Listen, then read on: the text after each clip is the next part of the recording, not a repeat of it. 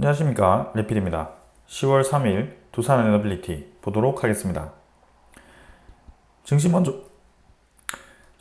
증시 먼저 보겠습니다. 자, 코스피는 1.2% 하락했고요. 코스닥은 0.2% 하락했습니다.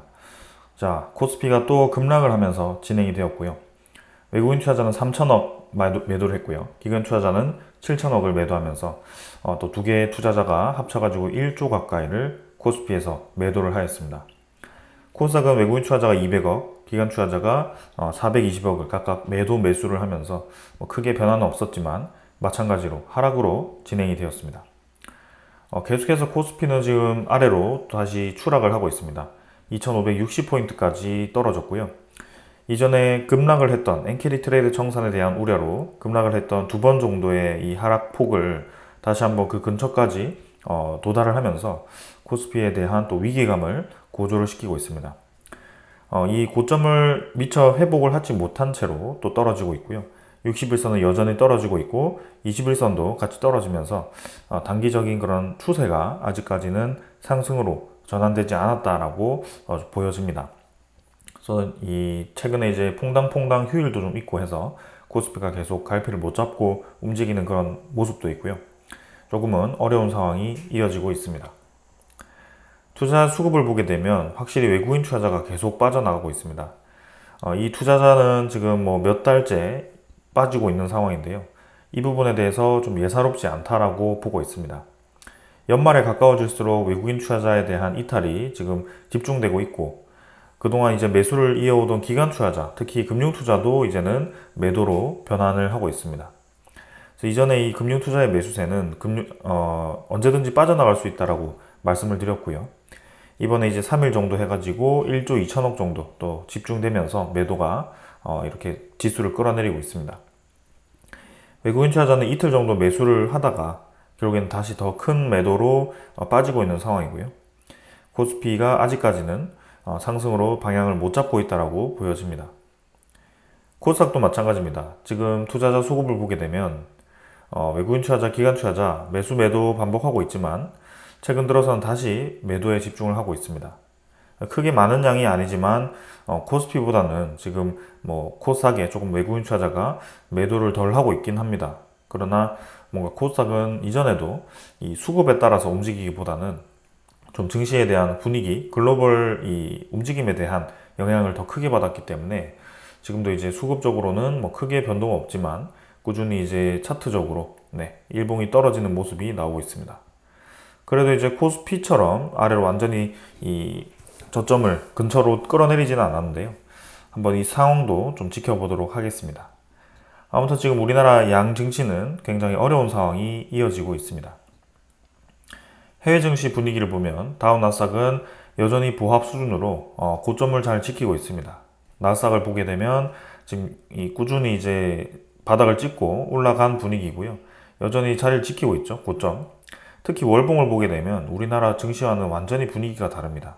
N자로 완벽하게 이제 고점을 찍고 있는 상황인데요. 사실 이렇게 높아져 있을 때는 이 하락에 대한 가능성이 굉장히 높은 구간이라고 볼 수가 있습니다. 그동안 증시가 계속 올라가기만 하지는 않았거든요. 그래서 중간중간에 이렇게 파동을 주게 되는데 그때가 지금 11월에 가깝다라고 좀 볼 수도 있습니다. 특히 대선이 결과가 나왔을 때 차익 실현 물량이 쏟아질 수도 있거든요. 그래서 이제는 한 달 정도 남짓 그 시기가 남았는데 우리가 경계를 늦춰서는 안 될 것 같습니다. 그리고 우리가 연말 이후에 나타날 수 있는 우리나라의 또 금융투자세 그 결과에 대해서도 좀 봐야 될 것 같고요. 금융투자세가 만약에 시행된다라고 한다면 아무래도 이제 2025년 1월 1일부터 해가지고 그 시점이 정해집니다. 그렇다는 것은 이제 내 수익에 대해서 차익 실현을 해야 되는 시기가 2025년이 오기 전입니다. 그럼 연말에 이제 매도세가 집중될 가능성이 크고요. 그러한 영향으로 연말에 코스피가 급락을 할 수도 있습니다.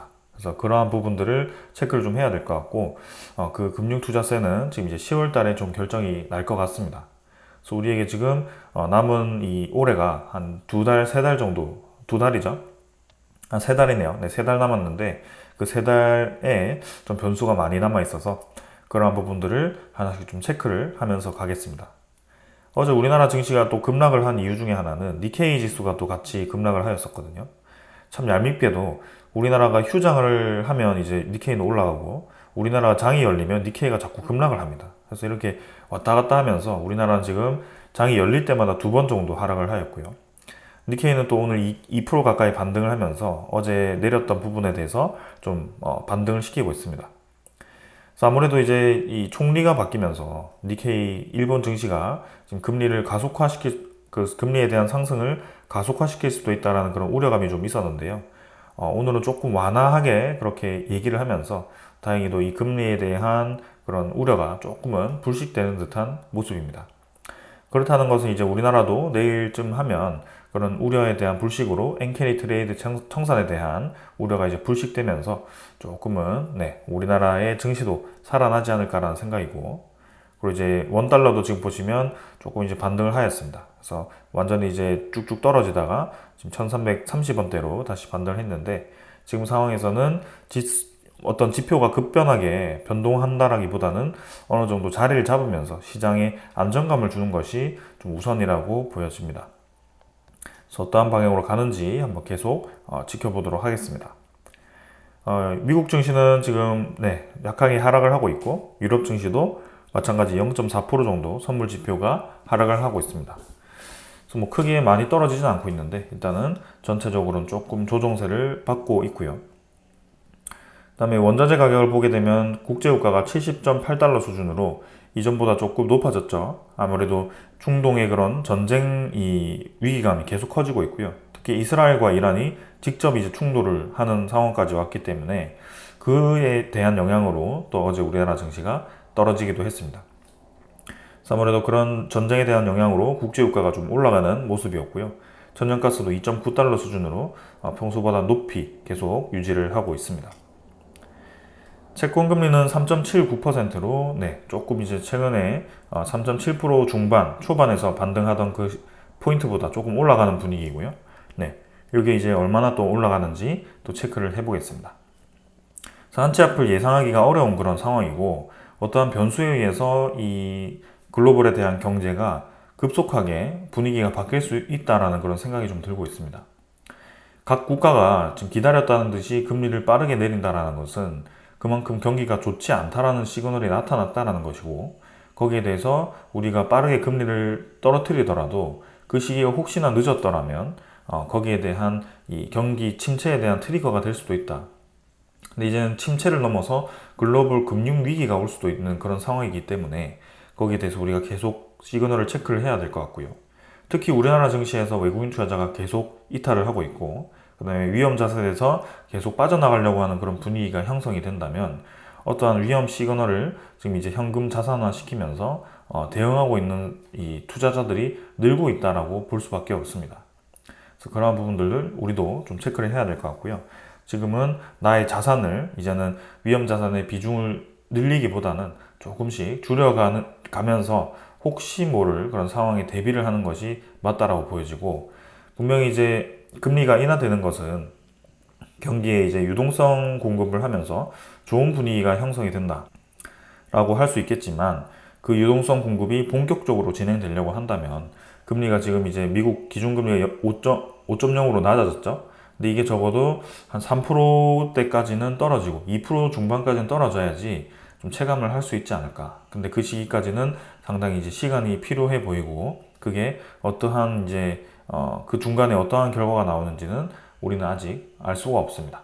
그래서 차근차근 좀 이 분위기를 살펴보면서 대응을 해봐야 될 것 같습니다. 저는 이 정도로 이제 증시 분위기 살펴보았고요. 종목으로 넘어가도록 하겠습니다. 두산에너빌리티 보겠습니다. 600원 하락해서 3.35% 하락했고요. 17,310원으로 마무리가 되었습니다.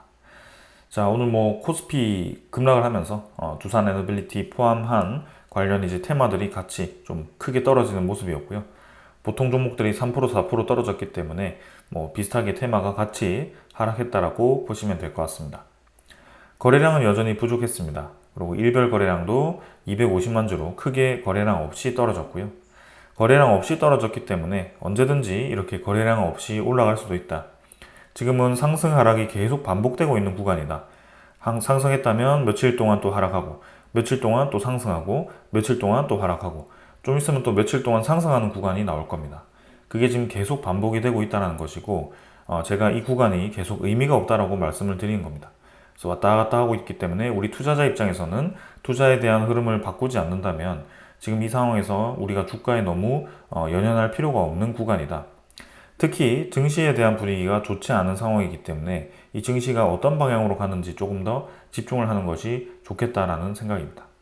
그래서 내일부터 해서 또 반등을 한다면 올라갈 수도 있고, 아니면 추가적으로 코스피가 떨어진다면 떨어질 수도 있고, 요거는 조금 전문가스럽지 않은 말일 수도 있겠지만 어떻게 보면 지금 상황이, 증시에 대한 방향이 그만큼 유동적이다라고 볼 수가 있는 겁니다. 그래서 가장 큰 문제는 이제 엔캐리 트레이드 청산입니다. 그죠? 엔캐리 트레이드 청산에 의해서 우리나라 증시가 다른 이제 증시 대비해서 상당히 큰 영향을 받고 있는데요. 거기에 대한 우려가 이제 미국의 금리가 낮아졌을 때, 그 다음에 일본에 대한 금리가 높아졌을 때입니다. 이 두 개가 이제 계속 박자가 맞다 보니까 우리나라 증시가 계속 크게 떨어지고 있는 분위기고요. 미국은 또 한 번 금리를 크게 떨어뜨릴 기세입니다. 근데 그 와중에 일본이 또 한 번 올리게 된다면 우리나라 증시는 다시 한번 엔캐리 트레이드 청산의 위기감을 맞을 수밖에 없고, 이런 이제 코스피의 대형 종목들이 또 계속해서 차익 실현이 쏟아질 수밖에 없습니다. 두 번째는 이제 우리나라의 금융투자세입니다. 금융투자세가 이제 시행되게 되면 2025년 1월 1일부터 그게 이제 기준이 되기 때문에 어떻게 보면 이제 수익이 장기적으로 이제 두산에너빌리티라든지 아니면 삼성전자, SK하이닉스 등 그런 종목들을 가져오시던 분들은 수익금이 클 수도 있습니다. 이전보다 많이 올라와 있는 상태면. 그러면 그 수익금이 2025년 1월 1일로 넘어가게 되면 그때부터 이제 금융투자세라고 이제 세금을 내야 되거든요. 수익금에 대해서. 그래서 그런 부분들을 내지 않게 하려면 연말에 매도세가 집중될 수도 있습니다. 그래서 그러한 부분들이 지금 영향을 줄 수도 있다는 점. 그 다음에 세 번째는 11월에 대선이 끝난 다음에 미국 증시를 비롯해서 차익 실현 물량이 쏟아질 수도 있다는 겁니다. 11월 대선 때 결과가 어떻게 나오든 일반적으로 이제 트럼프가 되든 해리스가 되든 지금 증시가 떨어질 가능성이 있다라고 보여지고요. 트럼프가 되면 또 우리나라 증시에 대한 불확실성이 더 커질 수도 있기 때문에 그런 부분들도 좀 영향을 받을 수가 있다. 그래서 이 세 가지가 지금 크게 중요한 이슈가 되고 있고, 어떻게 보면 종목에 대한 그런 문제보다도 지금 글로벌 증시에 대한 영향을 더 크게 받고 있는 상황이다 보니까 두산에너빌리티가 이렇게 떨어지고 있고, 사실 두산에너빌리티만 떨어진 게 아니죠. 결국에는 반도체에 대표하는 종목들이 급락을 하고 있습니다. 현대차도 마찬가지고요. 그래서 이런 코스피 상위 종목의 차트를 보시면 두산에너빌리티와 거의 동일한 차트를 그리고 있다는 것을 볼 수가 있습니다. 매우 유사하죠. 삼성전자도 보시면 삼성전자는 사실 저 정도도 그리지 못하고 그냥 쭉쭉쭉쭉 떨어지고 있습니다. 이러한 분위기다 보니까 지금 우리나라 증시에서 웬만한 대형주들이 살아남을 수 없는 그런 이 환경이 만들어지고 있고, 지금 우리는 마찬가지죠. 이것도 두 번 바닥 찍고 올라가다가 다시 한번 떨어지는. 그래서 두산에너빌리티가 지금 이 다른 이슈에 의해서 떨어지는 게 아닙니다. 결국에는 지금 코스피 따라서, 전체 증시 따라서 이렇게 움직이고 있고, 두 번 바닥 찍고 떨어지는 이 구간이 코스피 상위 종목들이 모두 같은 그림을 그리고 있는 상황이다라는 것을 이해하시면 되겠습니다. 결국에는 코스피가 떨어지면 두산에너빌리티도 떨어질 건데, 아까 말씀드린 것처럼 코스피에 떨어질 수 있는 요인이 지금 세 가지 정도가 있기 때문에 그 부분에 대해서 우리가 주목을 해볼 필요가 있겠다. 그래서 지금은 어느 정도 이제 기회를 노리면서 현금화를 조금 현금 비중을 높이면서 기회를 기다리는 방법도 하나가 있고요. 아니면 지금 그대로 멈춰 있다가 조금 더 떨어졌을 때 이제 확실한 이제 시그널이 왔을 때 다시 한번 추가 매입을 하는 그런 상황이 있고요. 일단 시장을 지금 대응하면서 우리가 기다려 봐야 될 것 같습니다. 우리가 이제 이 한 두 달 정도 전만 하더라도 상당히 이제 좋은 그림을 좀 기대를 했는데 그와 반대로 지금 시장이 흘러가고 있습니다. 그래서 체코 원전 수주하면서 코스피의 이 두산에너빌리티에 좀 더 힘찬 모습을 기대했는데요. 각종 이제 의혹들, 좀 쓸데없는 그런 이 공격으로 인해서 두산에너빌리티가 많이 떨어졌고요. 거기에 불확실성을 더하는 합병에 대한 이슈로 좀 이제 이러한 불확실성을 키웠고, 그 뒤에 움직임들이 이제 코스피가 또 상황이 좋지 않다 보니까 같이 떨어지고 있는 그런 상황입니다. 그래서 언제든지 다시 올라갈 수 있다라고 저는 보여지는데요. 그 기간이 좀 길어질 것 같아서 조금 이렇게 말씀을 드립니다. 자, 전체적으로 보면 그냥 기술적으로 전체 그림만 본다면 결국에는 이 이평선들, 아주 큰 장기 이평선들이 위로 턴어라운드를 하기 시작했고 한번 피크를 주고 떨어지긴 했지만 다시 한번 올라갈 수 있는 그림이 형성이 되고 있다는 점입니다. 그래서 코스피에 대한 급락만 없다면 지금은 장기적으로 가져갔을 때 손해를 볼 구간은 아니다라고 좀 생각이 드는데 한번 조금 더 보겠습니다. 그래서 우리가 기다리는 큰 이슈는 25년 3월, 그죠? 1분기에 집중되어 있기 때문에 거기에 좀 우리가 집중하면서 지켜보면 되겠습니다. 자, 그 다음 투자자 수급이고요. 수급은 외국인 투자자 39만 주, 40만 주 정도 빠졌고 기관 투자자도 30만 주 가까이 빠졌습니다. 금융 투자가 어제 매수한 거 그대로 뱉어냈고요. 연기금 투자자도 마찬가지입니다. 매수한 거 뱉어냈습니다. 그래서 하루하루 매수 매도를 반복하고 있기 때문에 그냥 기계적인 움직임이다라고 볼 수밖에 없고요. 외국인 투자자도 지금 뭐 코스피 전체에서 워낙 많이 빠져나가고 있기 때문에 그동안 두산에너빌리티에서 크게 빠져나가지 않았다라고 저는 생각이 듭니다. 그래서 40만 주 빠졌지만 뭐 크게 중요해 보이지는 않고요. 결국에는 전체적인 흐름 자체가 지금 외국인 투자자가 코스피 전체에서 이탈을 하고 있는 그림이구나, 이렇게 보시면 되겠습니다. 공매도 잔고는 뭐 지금 크게 중요해 보이지 않습니다. 공매도 잔고는 계속 100만 주대로 유지되고 있고요. 내년에 이제 공매도가 재개가 될 텐데 그때가 언제일지가 이제 한번 봐야 될 것 같고, 일단 148만 주 정도로 잔고는 크게 늘지 않았기 때문에 넘어가도록 하겠습니다. 지금은 저 잔고에 대한 추세보다도 더 중요한 것이 글로벌 경제에 대한 흐름이기 때문에 그러한 부분들을 조금 더 모니터링을 강화할 필요가 있겠습니다. 두산에너빌리티입니다. 두산에너빌리티의 그 대차 잔고를 보시면 지금 뭐 상환이 7주, 그 다음에 체결이 33,000주에서 마찬가지죠. 뭐 크게 변화가 없습니다. 최근에는 1200만 주대를 계속 유지하고 있고 크게 변동 없이 넘어가겠습니다. 어제는 이제 외국계에서 좀 매도를 하는 모습이 나왔습니다. 평소에 보이지 않는 그런 수급들이 매도에 좀 나왔었고요. 아무래도 이런 부분들은 일회성 매도가 나올 가능성이 큽니다. 시티그룹 다이와 이런 이 매도 물량은 일회성으로 좀 등장했을 가능성이 있고, 지금은 뭐 매도가 좀 많아 보이긴 하지만 결국엔 증시가 올라가면 다시 올라갈 수 있는 구간입니다. 그래서 크게 지금 우리가 주목할 필요는 없는 수급이다. 외국인 추정 물량, 그 다음에 당일 물량 거의 동일했고요. 40만 주 정도 매도되어서 20.94%. 보유율로 따지면 사실 뭐 21% 중반 후반대에서 차근차근 이제 떨어지는 느낌이기도 하지만 사실 그동안 이 외국인 투자자의 작년 말부터 해서 올해 한 7월까지 집중되었던 이 매수세가 사실 거의 떨어지지 않았다라고 볼 수 있습니다. 아주 장기적인 매수를 진행했었거든요. 그래서 한 10%대를 확 매수를 하고 지금은 이제 좀 쉬어가는 타이밍이다라고 보시면 될 것 같고, 지금 뭐 코스피가 내려갈 것 같아서 이 외국인 투자자가 두산에너빌리티의 지분을 엄청나게 그냥 쏟아내듯이 매도를 하고 있는 게 아닙니다. 삼성전자는 정말 쏟아내듯이 이탈을 시키고 있거든요. 그런 부분에 대해서는 우리가 좀 감내해도 될 것 같다. 특히 삼성전자의 외국인 투자자 매도 포지션을 보시면 굉장히 무섭습니다. 9월 3일부터 거의 1000만 주 가까이의 매도세가 매일매일 이어지고 있기 때문에 상당히 부담스럽거든요. 지금 두산에너빌리티는 그러한 상황은 아니고 조금 더 우리가 참고 좀 인내해서 기다려봐도 될 것 같다. 관련주 이제 뉴스킬 파워 같은 경우는 12달러를 넘어서 계속 유지를 하고 있고요. 두산에너빌리티와 아무래도 직접적으로 좀 관련이 있는 종목이다 보니까 차트도 좀 같은 그림으로 그려지면 될 것 같은데, 두산에너빌리티는 유독 코스피의 약세와 함께 계속 떨어지고 있습니다. 그래서 뉴스케일 파워는 지금 계속 나스닥에 대한 강세와 함께 아주 좋은 흐름을 이어가고 있고, 이 분위기가 계속 이제 주가로만 나타나는 게 아니라 이제는 두산에너빌리티와의 계약으로 좀 현실화되는 상황이 좀 나온다면 우리에게 조금 더 좋은 방향으로 진행될 것 같습니다.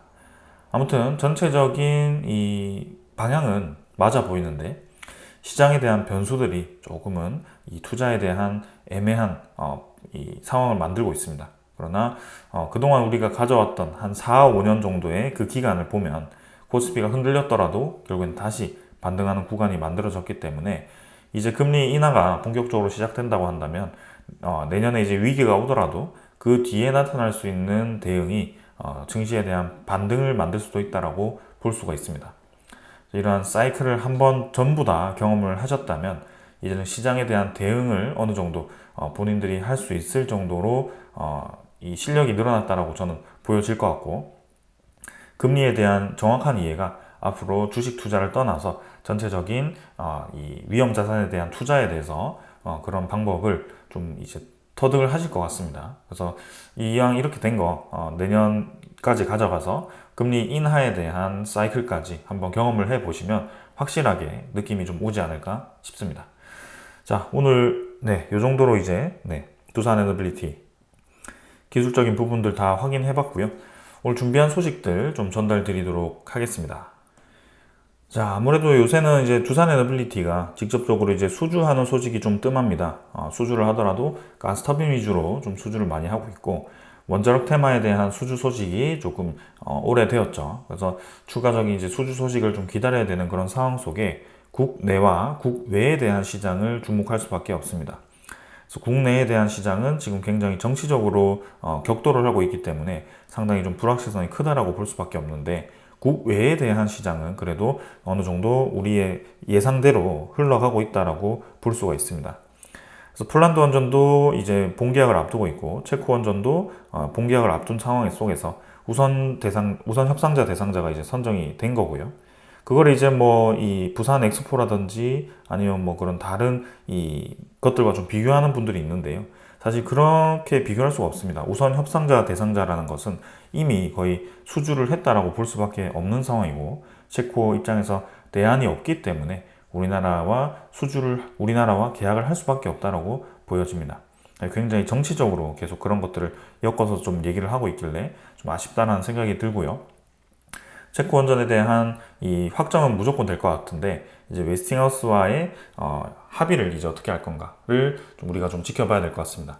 그래서 미국 정부 입장에서도 체코 원전을 우리가 날릴 때까지 웨스팅하우스가 계속 딴지를 건다면 그거는 그거대로 또 해결을 해줄 것 같습니다. 그래서 웨스팅하우스도 최근에 우리나라가 체코를 방문해서 그런 이제 원전 동맹을 맺기도 하고, 체코 원전에 대한 수주가 거의 확실하다라고 대통령과 그런 관계자들이 얘기를 했음에도 불구하고, 그동안 매번 그런 얘기가 나오면 뒤에 나타나서 이제 태클을 걸었었죠. 뭐 이 SNS를 하든지 뭐 기사를 인터뷰를 하든지 해서 한국은 수출이 불가능하다, 그런 이 뉘앙스를 좀 많이 풍겼었는데, 이번에는 조용하거든요. 그래서 뭔가 정말 협의가 되고 있는 것 같긴 하구나 라는 생각이 좀 들었었습니다.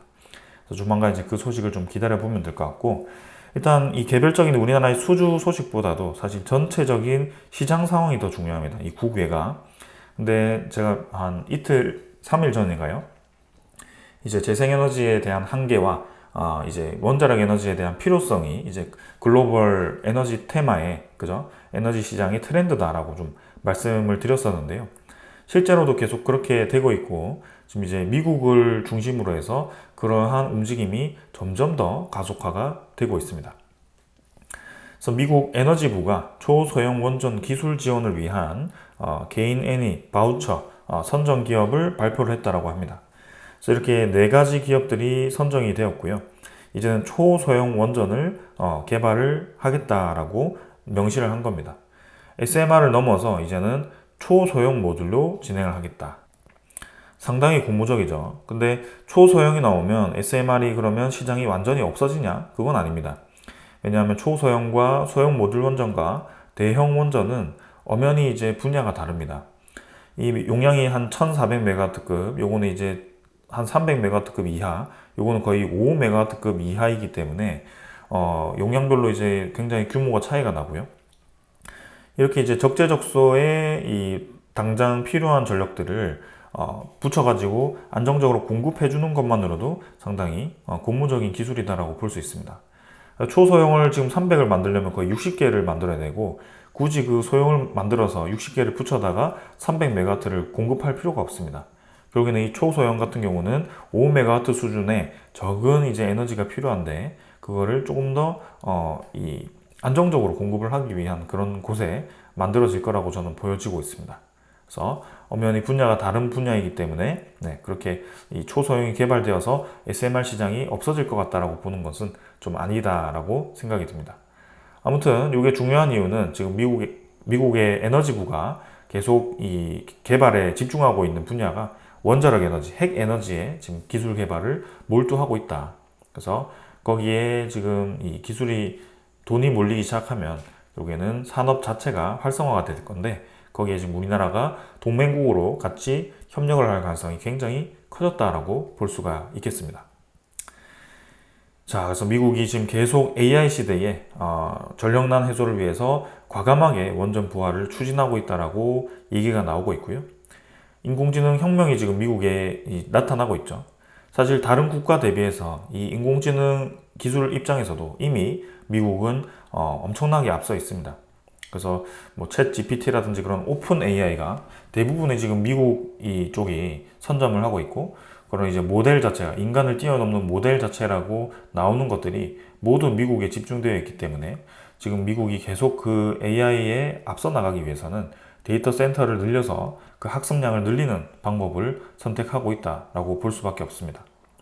그래서 데이터 센터가 늘어나게 되면 이제 계속해서 이 에너지가 필요할 텐데 그 에너지는 고효율이어야 되고 그 다음에 안정성이 높게 24시간이 공급될 수 있는 에너지여야 되고 그 다음에 이제 탄소가 없어야 되고 그래서 이 세 가지를 만족시킬 수 있는 에너지원이 지금은 아직까지는 원자력 에너지밖에 없다라고 보고 지금 미국이 그쪽에 에너지를 집중시키고 있습니다. 그래서 이제 이러한 AI 데이터 센터와 신규 제조업으로 인한 전력 수요가 급격히 증가하는데 2028년까지 미국의 전력 수요가 ICF의 연구에 따르면 평균 9% 증가할 걸로 예상이 되고 있기 때문에 그 9%라는 것이 결국에는 미국의 소비자가 점점 인구가 많아져서 소비자들이 일반적으로 컴퓨터 노트북 쓰는데 TV 보는데 아니면 이 전열기 쓰는데 그런데 전기가 늘어나는 게 아니라 이 평균 9%라는 것은 데이터 센터와 신규 제조업으로 인해서 늘어나는 전력들입니다. 그러니까 이전에 우리가 일반적으로 쓰던 9%와 지금 이 9%는 완전히 성질과 개념이 다른 9%다. 그래서 그런 일반적인 재생에너지라든지 언제든지 이제 시간대별로 좀 변화할 수 있는 에너지로는 한계가 있다라는 것을 이제는 미국 에너지부가 확인을 한 겁니다. 그래서 이렇게 원자력 에너지에 과감하게 투자를 하고 있고요. 원전 사고, 대표적인 사고, 쓰리마일 섬, 그쪽에 이제 원전도 살리려고 하고 있고, 그 다음에 이제는 폐쇄되었던 팰리세이드 원전도 재가동을 추진하고 있습니다. 그래서 내년 말에 전격 전력 생산 계획을 가지고 있는데요. 네, 이게 폐쇄되었던 것도 다시 살릴 만큼 이제는 급하다라는 거죠. 신규로 지어가지고는 이제는 전력 공급이 느리기 때문에 지금 이제 가동 중단되어 있던 거 다시 다 살려. 그리고 지금 이제 앞으로 가동 멈출 것도 다시 다 살려서 빨리 전력 공급을 해 주어야지만 우리나라가 지금 데이터 센터 입장에서 전력을 충분히 공급받을 수 있고 이 AI 산업에서 글로벌 이 경쟁 구도에서 승리할 수 있다라고 미국 에너지부 그리고 미국 정부가 그렇게 판단을 한 것 같습니다. 그래서 이 발전소가 재정난을 이유로 2022년 5월에 폐쇄를 했었는데 지금 홀텍사가 그걸 인수를 했고 2025년 말에 그게 다시 재가동이 될 거라고 하고 있습니다. 자, 그래서 이렇게 미국의 이런 에너지 전력이 부족해서 다시 폐쇄되었던 원전을 되살린다라고 하는 의미는 이제는 웨스팅하우스가 공사에 가담했던 썸머 원전, 그죠? 썸머 원전도 다시 재가동을 할 수도 있습니다.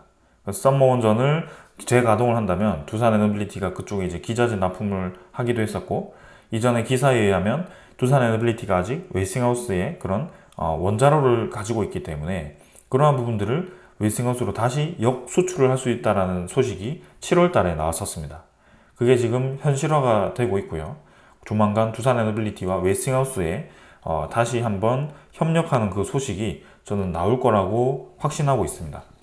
그래서 우리나라가 지금 체코 원전을 수출하기 위해서 웨스팅하우스와 합의하는 것을 떠나서 이미 두산 에너빌리티는 웨스팅하우스와 협력을 안 할 수 없는 존재다라고 볼 수밖에 없고 폴란드 원전이라든지 그런 웨스팅하우스가 추가로 수주했던 그런 건들에 이제는 원자로를 직접 제공을 하지 않더라도 스팀 터빈과 같은 그런 터빈 기자재도 충분히 두산 에너빌리티로 공급을 받을 수 있다라는 것입니다.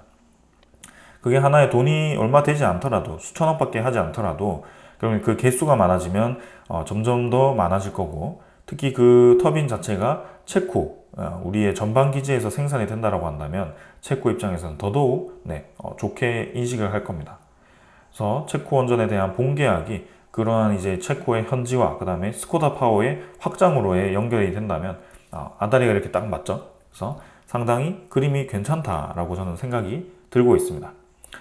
그래서 한 면만 가지고 계속 이제 체코 원전이 수출하는데 얼마인데 우리나라가 덤핑 수주했는데 뭐 어떤 기사에 의하면 프랑스는 얼마고 미국이 얼마인데 우리는 왜 이렇게 싸게 파냐 이렇게 공격만 할 게 아니라 그거를 이제 어떻게 하면 우리나라가 더 효율적으로 이렇게 값싸게 수출할 수 있을지, 그리고 우리나라가 어떻게 하면 이 산업을 더 활성화시켜서 수출을 더 많이 할 수 있을지, 이렇게 이제 생각을 해야 되는 게 우리나라를 위하는 방법이다라고 생각이 들고 두산 에너빌리티에 도움이 되는 방법이다라고 저는 생각이 듭니다. 여러분들 입장에서도 그렇게 생각을 할 것 같고요. 계속 이제 네거티브적으로 접근하는 그쪽은 상당히 불합리하다라고 저는 생각이 듭니다. 자, 아무튼 지금 핵심은 이 미국에 대한 원전 에너지의 이 정책 지원이 확실히 점점 더 가속화되고 있다. 거기에 따른 두산 에너빌리티의 수혜가 기대가 되고 있다. 이게 핵심이었습니다. 자, 이제는 미국 수출입은행도 움직이기 시작합니다. 삼성물산이 참여했던 루마니아 소형 모듈 원전 사업에 1,300억 대출을 승인을 했고요. 루마니아 원전이 이제 2030년에 가동이기 때문에 서서히 이제 건설을 시작해야 되거든요. 24년이라서 좀 늦긴 하지만 26년 정도, 27년 정도에 아마 착공에 들어가지 않을까 싶고요. 그렇다면 기자재를 미리 이제 발주를 해야 되는데 곧 이제 루마니아 원전에 대한 기자재도 시작이 될 것 같습니다. 점점 더 이제 루마니아 프로젝트가 가시화가 되고 있고 뉴스케일 파워가 이쪽 기자재를 맡고 있기 때문에 두산 에너빌리티로 이 수주 물량이 그대로 올 것 같다라는 생각이고요. 미국 정부는 이미 이제 5조 2,800억 원을 여기에 이제 지원을 할 생각이고, 이 수출입은행도 같이 지원하고 있고, 다른 국가들도 이 프로젝트에 지원을 하고 있기 때문에 루마니아 정부 입장에서는 상당히 이 프로젝트에 대해서 아주 추진하고 싶어 할 겁니다. 그래서 이제 뉴스케일 파워가 이 프로젝트를 시작으로 해서 상당히 이제 많은 수주를 할 가능성도 있어 보이고 기대가 되는 상황입니다. 그 다음에 마이크로소프트도 이제 AI를 개발하기 위해서 지금 이제 데이터 센터를 마구마구 늘리고 있는데 그 데이터 센터 임차 비용만 지금 130조 원 이상이다. 그만큼 마이크로소프트가 데이터 센터를 많이 늘리고 있고 그 늘리고 있는 데이터 센터의 전력 공급을 위해서 많은 에너지를 계약을 하고 있고 상당히 지금 규모가 커지고 있다. 한편으로는 이제 이 많은 비용이 이제 부담된다, 수익성이 부담된다라고 하기도 하지만 그 이전에 이렇게 산업 자체가 엄청나게 크고 활성화가 된다는 것 자체가 이제는 무시할 수가 없다. 그래서 이제 이런 고도화되는 산업이 산업이 점점 고도화될수록 전력이 수요가 높아지고 있고 필요한 에너지가 높아지고 있는데 이 전력이 필요하다는 것이 24시간에 대한 안전성 첫 번째, 두 번째는 이제 경제성이 필요합니다. 경제성. 값이 싸야지 뭘 생산을 많이 하던가 하죠. 그 다음에 세 번째는 탈탄소입니다. 이렇게 이제 지금 에너지가 연결이 되고 있고요. 그 다음에 이제 전력이 많이 높으면 높을수록 이제 그런 에너지 인프라가 점점 더 커질 겁니다. 근데 이 에너지 인프라는 이 세 가지를 만족시켜야 되기 때문에 이 부분에 대해서 만족을 시키면서 진행이 되어야 될 것 같고, 그래도 이제 신재생에너지라는 기술은 굉장히 좋고 지금 이제 에너지를 공짜로 얻을 수 있다는 점에서 잘 활용만 한다면 분명히 이제 좋은 기술은 맞습니다. 그러나 아직까지는 뭔가 지금 이제 한계가 있다는 것은 사실인 것 같고, 그리고 특히 우리나라 입장에서는 이 재생에너지라는 것 자체가 굉장히 비용이 비싸다. 그래서 무조건 계속 100%만 외칠 게 아니라 맨날 보면 뭐 재생에너지 100% 만족시켜야 된다, 우리나라 수출 못한다, 똑같은 얘기만 계속 하고 있거든요. 근데 그걸 좀 더 깊이 들어가서 우리나라 재생에너지가 왜 그렇게 반대쪽에서 늘리는 거를 100%까지 늘리는 걸 반대하느냐. 그게 당연히 이제 경제성이 나올 수밖에 없습니다. 경제성이 좋지 않다라는 거거든요.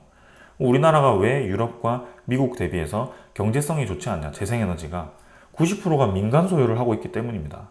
전기 민영화가 이미 되었어요. 네. 중간중간에 유통업자가 껴갖고 그 에너지를 내가 생산해 줄 테니까 그 에너지 생산 비용을 수익금으로 계속 받아가는 겁니다. 그렇게 이제 전 정부에서 만들어 놓고 이제 와가지고 재생에너지 100%만 외치면 뭐가 네 이렇게 되겠습니까? 활성화가. 비싼 에너지 이렇게 실컷 한전 쪽과 이런 공기업들이 사가지고 쓰면 뭐합니까? 그 중간중간에 거머리처럼 붙어가지고 돈 빼가는 그런 이 이익자들이 사모펀드 이런 쪽들이 계속 빼가는데요. 그러면 그 이익금을 이제 한전 기술이 다 이제 배분을 시켜주고 나면 한전은 당연히 적자가 날 수밖에 없고 그러면 당연히 전기료를 높일 거고 그 전기료가 높아진 게 당연히 기업들의 부담으로 갈 수밖에 없고 그죠? 그게 무슨 이 효율적인 에너지 방식입니까? 그래서 재생에너지 100만 외칠 게 아니라 이 근본적인 원인부터 해결을 해놓고 에너지 100을 외쳐야 됩니다. 적어도 우리나라 내부에 있는 원전 단가와 재생에너지 단가를 비교했을 때 그래도 좀 비슷해져야지. 재생에너지가 그래도 조금 높더라도 지금은 거의 이렇잖아요. 근데 이 정도만 만들어도 이 여론 자체가 좀 많이 바뀔 거라는 겁니다. 거기에 대해서 저도 동의를 할 거고요. 근데 지금은 전혀 내가 동의를 할 수 있는 상황이 아니다. 이대로 그냥 늘려버리면 나중에 누가 책임질 건가? 기업들이 다 그 전기료 높아지는 거에 대한 타격을 받을 거고 거기에 대해서 이 값싼 이 제품으로 계속 승부를 하고 있는 옆나라 중국이 우리나라 산업을 집어삼키려고 할 텐데 그거를 누가 책임질 건가? 그건 이제 책임질 수도 없습니다. 나중에는 누군가 벌을 주더라도 이미 우리나라는 쇠퇴를 한 상황이기 때문에 거기에 대해서는 이제 뒤집을 수도 없는 상황입니다. 그때부터 다시 값싸게 하기 위해서 재생에너지 줄이고 원전을 늘리자. 그러면 이제 수십 년 걸리는 거거든요. 네. 그거를 지금 책임도 지지 않을 거면서 계속 똑같은 얘기만 하는 겁니다.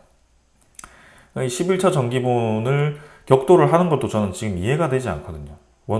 지금 정부라든지 이런 이 추진하는 쪽이 원전을 뭐 10개 늘리자, 재생에너지를 뭐 완전히 늘리지 말자 이렇게 하는 것도 아닌데 계속 이제 똑같은 얘기를 공격을 하니까 제가 봐도 정말 이해가 안 됩니다.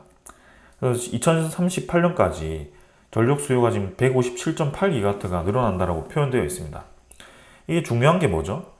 2038년에 157.8기가와트가 늘어났는데 지금 이 신규로 늘어나는 전력이 왜 이렇게 늘어났는지를 생각해 보면 아까 뭐였죠? AI와 고도화된 산업에 의해서 제조 산업에 의해서 이 전력이 늘어난다고 되어 있었죠. 미국도 9%가 전력이 늘어난다고 했는데 이 9%가 지금 우리 민간인들이 인구가 많아져서 뭐 전력을 그냥 뭐 낮에는 우리가 쓰다가 밤에는 자서 이제 쓰지 않다 이러는 게 아니라 낮과 밤 이 때 없이 24시간 동안 안정적으로 공급이 돼야 되고 한시라도 끊기면 기업의 손실로 연결될 수밖에 없는 아주 중요한 이제 전력 수요가 이제는 157.8기가와트까지 늘어난다라고 얘기를 하는 겁니다.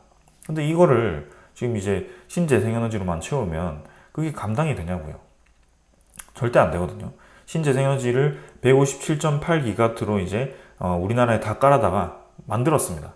근데 거기에 이제 효율을 곱해야죠. 네, 효율. 이 효율에 대해서 단 한 번이라도 얘기하는 사람이 있었습니까? 그 재생에너지 늘리자는 사람 중에 신재생에너지에 대한 효율에 대한 변수를 단 한 번이라도 저는 밖에서 얘기하는 사람을 본 적이 없는 것 같습니다. 네. 그 효율에 대해서 아무 생각이 없어요. 그리고 비용에 대해서도 아무 얘기가 없습니다. 무조건 100%이 얘기만 하고 있거든요. 누가 그거를 효율적이라고 생각을 하겠습니까? 그래서 우리나라도 좀 바뀌어야 된다. 11차 전력 수급 기본 계획에 신규 원전 3개를 늘리더라도 지금 이제 우리나라에 가동 중지되는 원전이 너무 많다. 그래서 원전 에너지 비중이 지금 이제 30%밖에 되지 않는데 2038년에도 그대로 유지가 되고 그 대신에 신재생에너지가 32.6%인가요? 그까지 늘어납니다. 그것도 이미 저희는 비용이 너무 비싼 투자를 한 겁니다. 거기에 대해서.